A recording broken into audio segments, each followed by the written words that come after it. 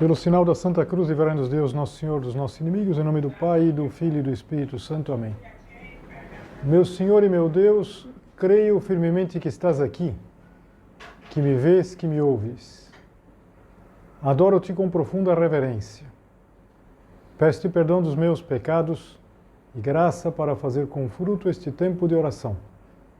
Minha Mãe Imaculada, São José, meu Pai e Senhor, meu anjo da guarda, intercedei por mim.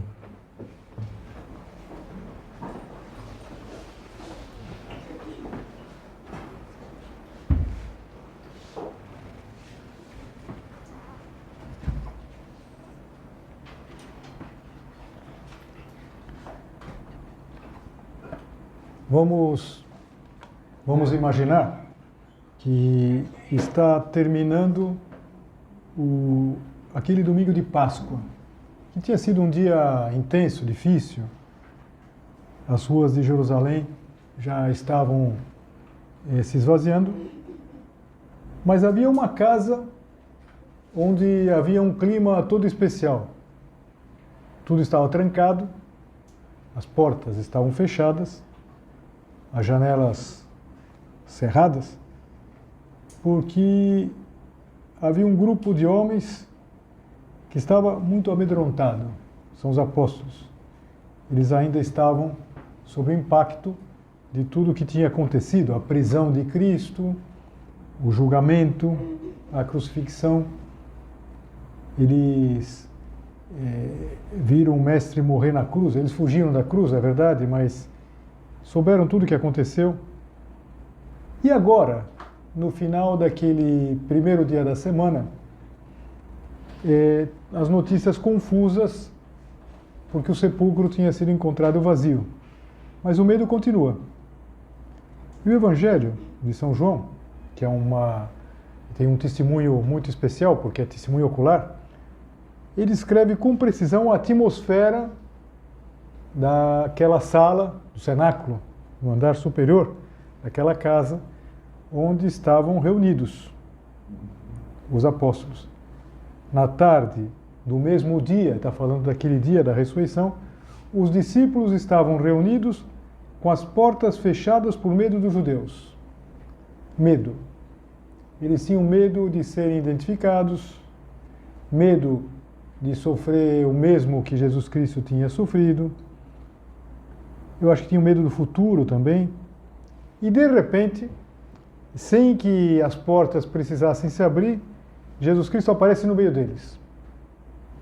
E Jesus Cristo não repreende, Jesus Cristo não faz perguntas, não existem explicações, afinal de contas, como vocês se comportaram assim?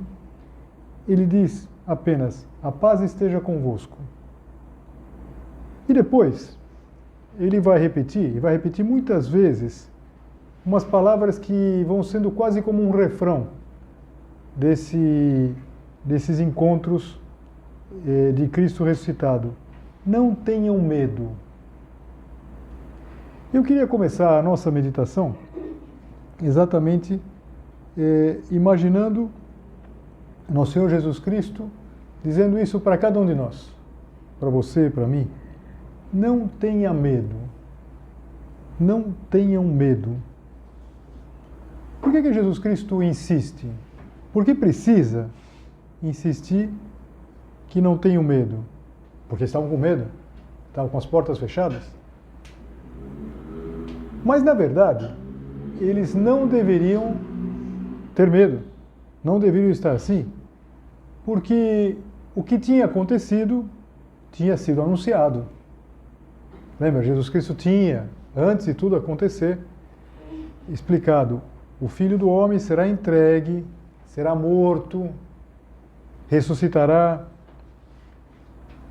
Mas o Evangelho, ele registra uma coisa muito interessante, que quando Jesus Cristo, antes da paixão, ele falava daquilo que iria acontecer, eles não compreendiam e tinham medo de perguntar. Isso é tão humano, não é verdade? É tão humano porque nós, às vezes, somos assim. O medo nasce de uma ignorância, que a gente não quer saber, a gente não quer perguntar. O medo do escuro, quando uma criança tem medo do escuro, é o medo de não saber o que há. O medo do desconhecido. E depois vem a vida adulta. A gente tem o medo do futuro. A gente tem o medo do fracasso, do ridículo que a gente pode fazer. A gente pode ter medo de que Deus peça uma coisa exigente para nós. E de repente, se Deus entrar na minha vida e me pedir uma coisa, sei lá, se eu descobrir uma vocação que de repente me tire da minha zona de conforto, vai? Então a gente às vezes não quer perguntar. A gente pode ter medo de perder alguma coisa por dizer que sim a Deus. E veja, no fundo, muitos dos nossos medos vêm de nós não querermos olhar certas coisas de frente, como os apóstolos. Jesus Cristo falava da paixão e eles não perguntavam, não enfrentavam, deixavam para depois. É verdade que uma vez São Pedro, inclusive, vai dizer, não, Senhor, isso não vai te acontecer. Mas normalmente não. Normalmente eles não queriam ouvir. E às vezes acontece isso conosco. Eu sei que uma coisa está errada, mas deixa quieto. Eu sei que eu preciso mudar, mas não agora. Eu sinto, por exemplo, que Deus pode estar me chamando para alguma coisa, mas eu prefiro não aprofundar. Eu evito me colocar diante de Deus. Por exemplo, perguntar, Senhor, o que queres de mim? E como dizia São José Maria, os problemas não se resolvem com omissões ou adiamentos. Os apóstolos adiavam, não queriam pensar. Só que depois aconteceu tudo, aconteceu a paixão. E então, eles ficaram com medo, com muito medo. Medo do futuro, medo do que aconteceria, do que acontecia com eles. E Jesus Cristo vem ressuscitado e vem dizendo, não tenham medo. E insisto, nós sempre, quando entramos nas cenas do Evangelho, a gente tenta entrar com mais um personagem. Não é verdade que a gente tem medos? Que a gente vive num ambiente marcado pelo medo? Que se é verdade que a gente procura manifestar uma segurança, isso muitas vezes não é aquilo que a gente tem lá por dentro. E a gente tem medo das incertezas, do nosso futuro, do futuro imediato. E como a gente vai reagir? Como a gente vai reagir diante desses desafios? Será que com pessimismo? Será que com um retraimento, assim? Eu acho que eu não vou ter nenhuma expectativa, que se eu não tiver nenhuma expectativa, eu não vou ficar frustrado. É melhor dizer que vai dar tudo errado, porque se der, pronto, já deu mesmo. Não. Nós precisamos olhar para Jesus Cristo ressuscitado. Eu não consigo imaginar ele dizendo isso para os apóstolos, senão com um sorriso. Não tenho medo. E vamos lembrar uma ideia, aparece num ponto do livro Sulco, que a gente já meditou outras vezes, até com uma meditação exatamente em cima disso. É o ponto 99 do livro Sulco, em que o fundador do Opus Dei, São José Maria, diz assim, o mundo é de Deus, mas Deus o aluga aos valentes. É uma ideia simples, porque a gente não deve ter medo, porque tudo é de Deus. O mundo é de Deus. Nada escapa do controle de Deus. Quer dizer, a história da humanidade, a minha história, a tua história, ela não está à deriva. Não sei bem o que vai acontecer. A nossa história, a nossa vocação, o nosso caminho concreto está nas mãos de Deus. O Papa Bento XVI, ele tinha uma explicação que eu, desde a primeira vez que eu vi, achei maravilhosa. Ele diz assim, quem está nas mãos de Deus sempre cai nas mãos de Deus. Claro, nós estamos nas mãos de Deus, o mundo é de Deus. E não há nada, por exemplo, que Ele nos peça que não seja para a nossa felicidade, para a nossa santidade. Que alguma coisa que Ele nos diz, mesmo que possa parecer difícil, é caminho para a nossa felicidade. Os apóstolos não queriam saber da cruz. Então, quando ele falava antes, São Pedro enfrentou, falou, não, isso não vai te acontecer. Nosso Senhor foi muito firme com ele. Mas os outros fingiam que não entendiam. Não queriam saber. E às vezes a gente tem medo por quê? Porque a gente não quer saber. A gente, não sei, pensa, bom, mas será que isso não vai ser não vai ser muito difícil? Será que eu não vou complicar a minha vida? Por exemplo, pensando no tema da vocação. Mas será que eu não vou complicar a minha vida? As coisas estão tão bem, não é verdade? Deixa quieto, não vamos complicar. O mundo é de Deus.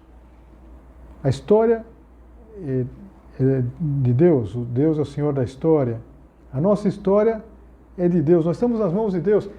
Grande tranquilidade. E mesmo quando as coisas parecem que estão tomando um sentido inverso. E olha, aqui a gente precisa fazer justiça aos apóstolos, porque os apóstolos, eles levaram a sério essas palavras de Jesus. Não tenham medo, eles não tiveram mais. Eles que eram tão medrosos, eles passam a ser absolutamente a prova de qualquer ameaça. Os judeus da época, as autoridades vão ameaçá-los e eles não deixam de fazer aquilo que deveriam fazer, que é pregar o Evangelho. Vamos dizer assim, não podemos deixar de falar daquilo que vimos e ouvimos. E tem uma cena, que é uma cena que aparece nos Atos dos Apóstolos, e por sinal, é a leitura da missa de hoje, sexta-feira, da segunda semana da Páscoa. Tem uma cena que eu acho encantadora. Novamente em Jerusalém, só que os apóstolos agora não estão fechados por meio dos judeus. Eles saem. Eles começam a pregar com coragem. É interessante o contraste. Agora eles abriram as portas. Abriram as portas e começam a pregar. Cristo ressuscitou. Isso provoca uma reação imediata. Uma reação muito forte. Eles são levados para o Sinédrio. O Sinédrio era esse grupo dos principais sacerdotes judeus, uma espécie de tribunal religioso. E a situação é tensa, porque eles estão ameaçados. E humanamente tudo joga contra eles. Eles não podem esperar nada que seja favorável. E vai aumentando, vai escalando a animosidade. Então eles começam a ser ameaçados, eles sofrem castigos. Mas o que aparece no Evangelho de hoje, na leitura de hoje, é uma leitura dos Atos dos Apóstolos. Primeira leitura da missa. Está no capítulo 5 dos Atos dos Apóstolos. É que, de repente, aqueles judeus, aqueles notáveis, o Sinédrio era composto de 70 personagens, alguns que tinham sido sumos sacerdotes. Então, eles já não sabem mais o que fazer. Porque quanto mais eles proibiam os apóstolos de pregar o nome de Cristo, mais eles pregavam. Então, esse personagem, que era um fariseu, até para a gente perceber que os fariseus não eram todos eles ruins. Bom, basta lembrar que São Paulo era fariseu.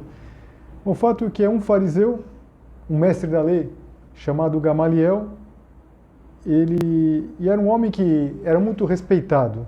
Se você for na missa hoje, vai lembrar dessa cena. Todo o povo o estimava. Era um homem reto.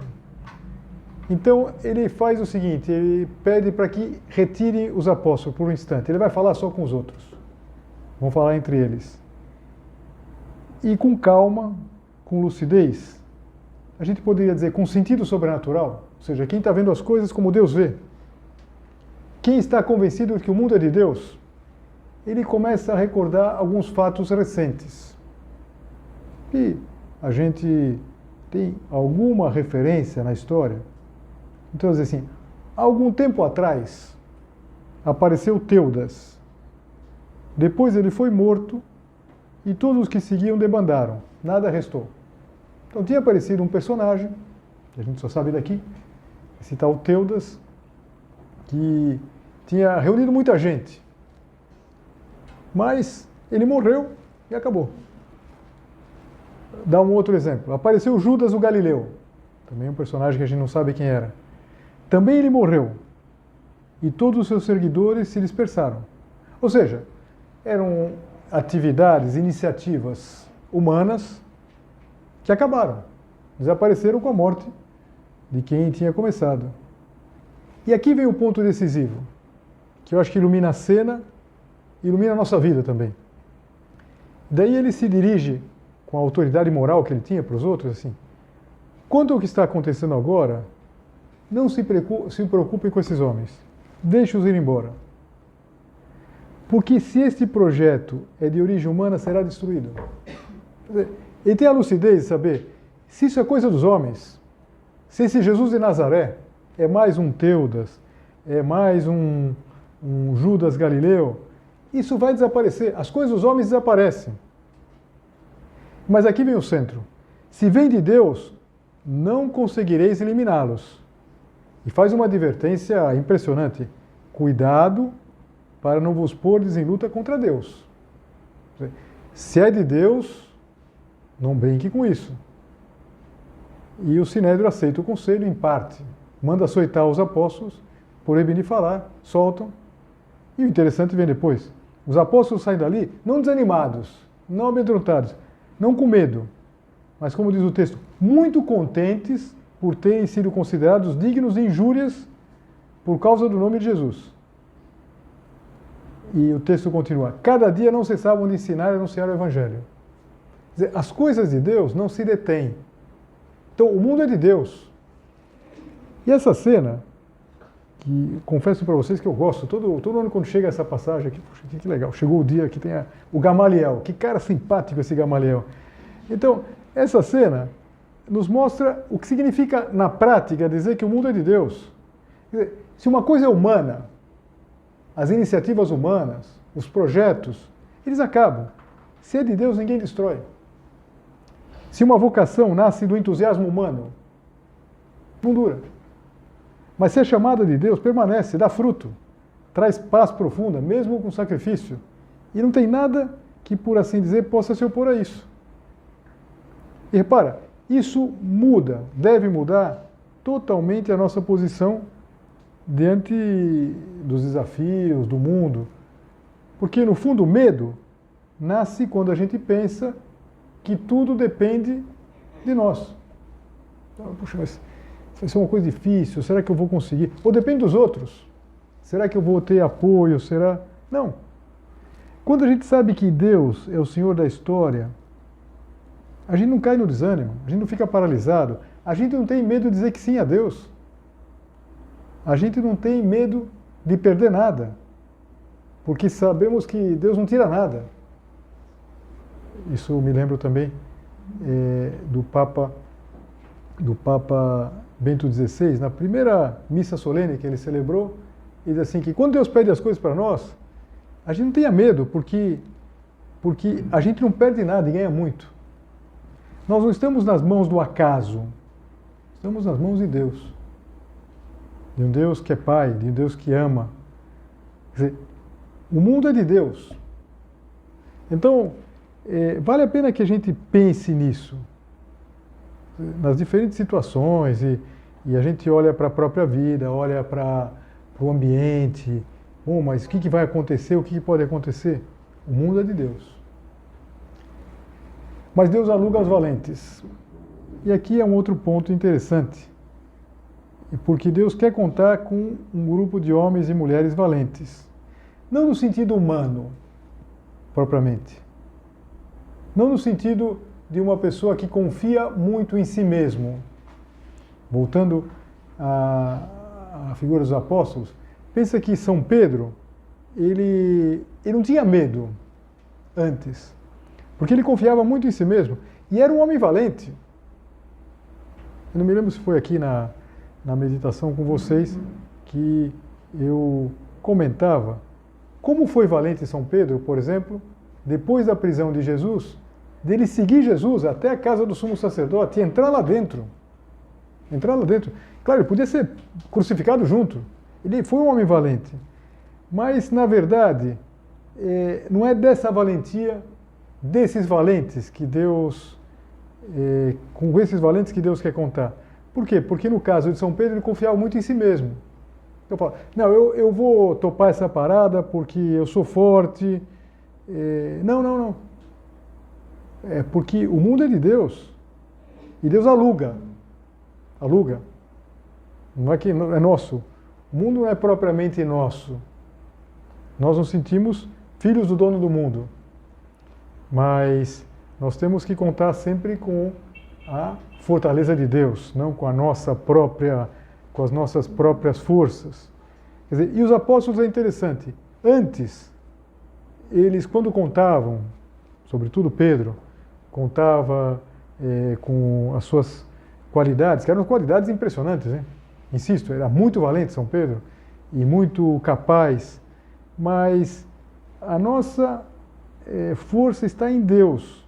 E quando eles se apoiam em Deus, quando eles lembram que o mundo é de Deus, então sim, eles podem ser valentes, eles não cessavam de anunciar o Evangelho. E eram os mesmos que antes estavam com as portas fechadas por medo dos judeus, que antes tinham medo de se comprometer e de repente se tornam firmes. Então, é muito importante pensar, não tenham medo. Não tenham medo. Algumas de vocês sabem que o Papa João Paulo II, ele começou o pontificado dele dizendo essas palavras: não tenham medo, abram as portas para Cristo. E foi uma homilia, a primeira homilia solene dele como Papa já, uma homilia que marcou época, porque o mundo vivia uma tensão impressionante. Pense o seguinte, ele foi eleito Papa em 78, ainda faltavam 11 anos para cair o Muro de Berlim. E ele vinha de um país que estava do outro lado, um país que é a Polônia, um país que era dominado pelos soviéticos, pela União Soviética. E então o Papa dizendo assim, não tenham medo, abra as portas para Cristo.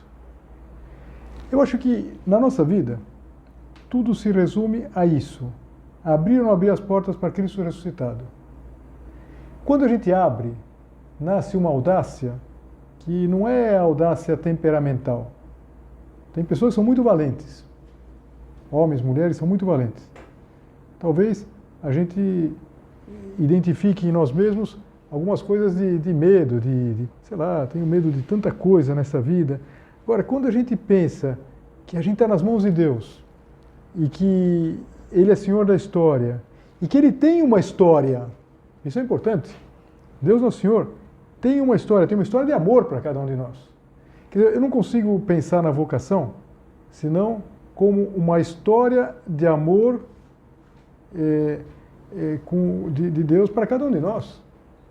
É uma história de amor. Não é que Deus vai fazendo lá umas planilhas, tá? Falou, bom, essa daqui eu quero para isso, esse daqui eu quero para aquilo, e caiu a coisa, na verdade. Como às vezes se diz, que tem pessoas que pensam, por exemplo, na vocação, como se fosse uma convocação para a guerra. Que azar, na verdade. Eu estava tão tranquilo, de repente chegou lá uma convocação, você vai ter que ir para a guerra. Então, não sei, boa parte dos rapazes, vocês têm irmãos, namorados, sabem que quando chega a época de fazer o alistamento militar, a coisa que a gente mais quer é não pegar o serviço militar, claro que não quer. Eu me lembro que eu tinha começado o curso de engenharia, então, estava 18 anos, me alistei lá. E me alistei e fiquei rezando lá para não ser pego, na verdade. Então, você foi pego, meu Deus, que desgraça, vou ter que perder um ano da faculdade. Escapei, né? Escapei. Mas tem gente que às vezes pensa em relação à vocação, escapei, ainda bem que eu escapei. Não, não é isso. Deus tem uma história de amor e quando a gente entra nessa história, quando a gente joga o jogo de Deus, é maravilhoso. E quando a gente se fecha, acontece como os apóstolos, eles se fechavam e se multiplicavam os medos. Estavam com muito mais medo quando estavam com as portas fechadas do que quando eles abriram as portas. Quando a gente abre as portas, também se abre a possibilidade de uma alegria nova, uma alegria absolutamente inédita. quando a gente fecha por medo, a gente permanece inquieto, permanece inseguros. Então, o Papa João Paulo II, quando ele disse aquilo, mais adiante ele voltou a repetir várias vezes, e ele alguma vez comentou, falou, olha, você vê que foi uma coisa do Espírito Santo. Eu não tinha noção do alcance do que isso ia representar para o mundo.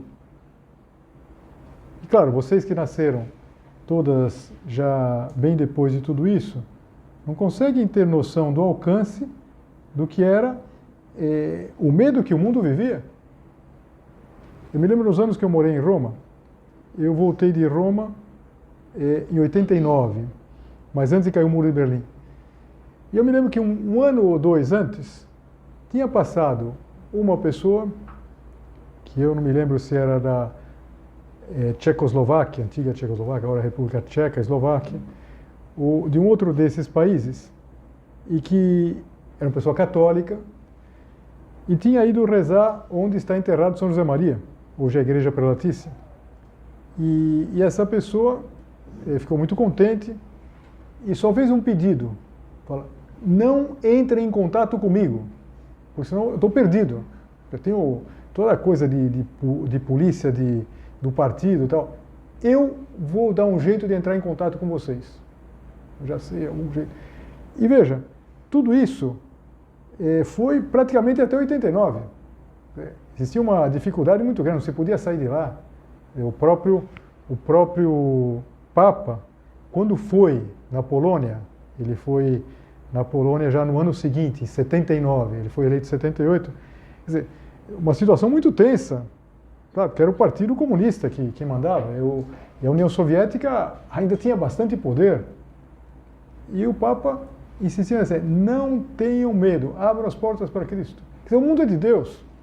Aquilo, quer dizer, toda essa divisão do mundo em dois blocos, sobretudo essa ditadura comunista, parecia uma coisa que era para sempre. Eu não sei, eu imaginava, eu vou morrer, isso daí vai estar lá, o Muro de Berlim vai continuar. Pronto, e caiu. Por quê? Porque o mundo é de Deus. Então, às vezes, parece que a gente tem medo de dificuldades, mas se surgir essa dificuldade, se surgir aquela, e se de repente eu não me sentir com forças de fazer isso, aquilo, veja, abra as portas para Cristo. E Nosso Senhor, quando a gente abre as portas, Ele sorri para nós e fala, não tenha medo. Quer dizer, o mundo é meu, o mundo é de Deus, mas eu quero um lugar para você. Eu quero que você possa fazer coisas grandes. E a gente pode, de fato, chegar muito, muito longe. Eu falei para algumas de vocês, mas queria terminar aqui com uma lembrança da viagem que eu fiz a Roma agora esses dias. Vocês imaginam que foi uma emoção? Não foi uma emoção, foi emoção em cima de emoção. E aconteceu que no último dia lá, literalmente, já antes de ir embora, eu celebrei a missa na Praça de São Pedro. Vários sacerdotes concelebraram com o Papa Leão XIV. Mas para entrar, por uma circunstância lá, eu tive que entrar por uma outra porta. E eu passei num lugar que, para mim, tinha muita ressonância, que é um pátio. Pátio em italiano se diz cortile. Chama Cortile di San Damaso. Cortile, Pátio de São Damaso.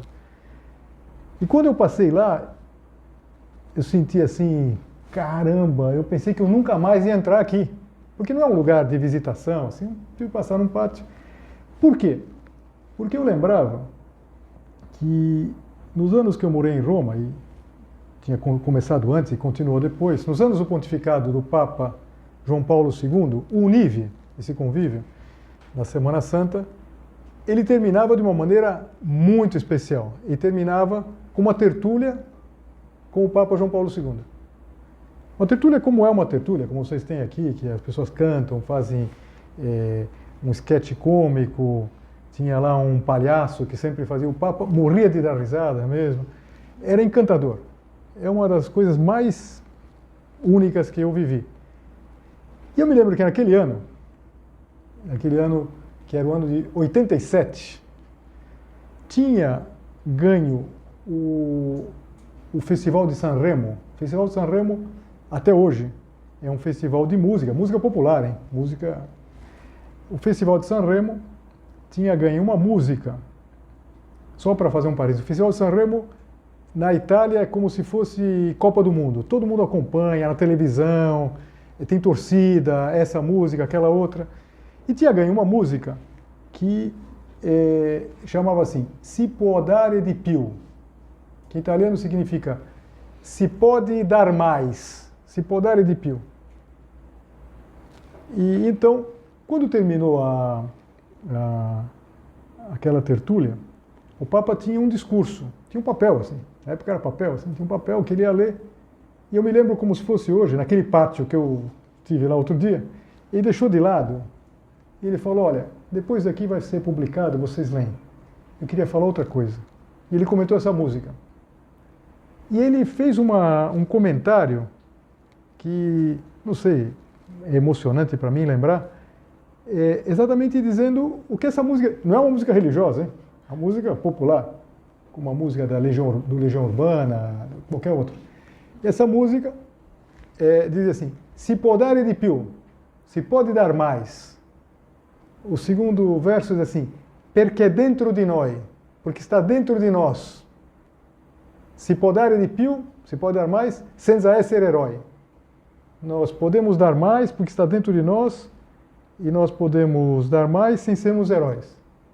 E o Papa falou, essa música é muito boa.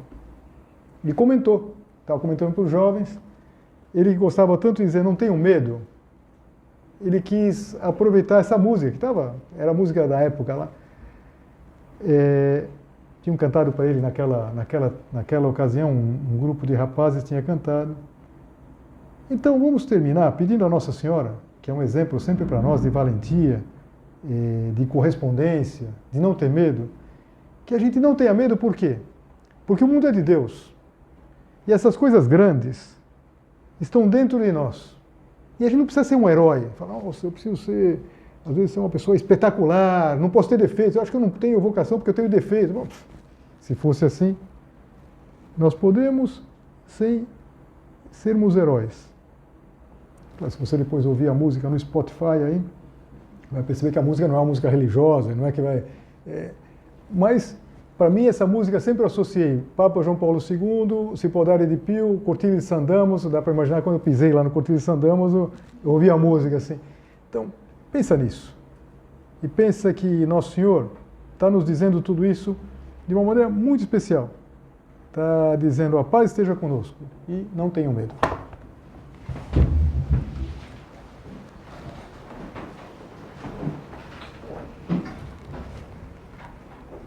Dou-te graças, meu Deus, pelos bons propósitos, afetos e inspirações que me comunicaste nesta meditação. Peço-te ajuda para os pôr em prática. Minha Mãe Imaculada, São José, meu Pai e Senhor, meu anjo da guarda, intercedei por mim.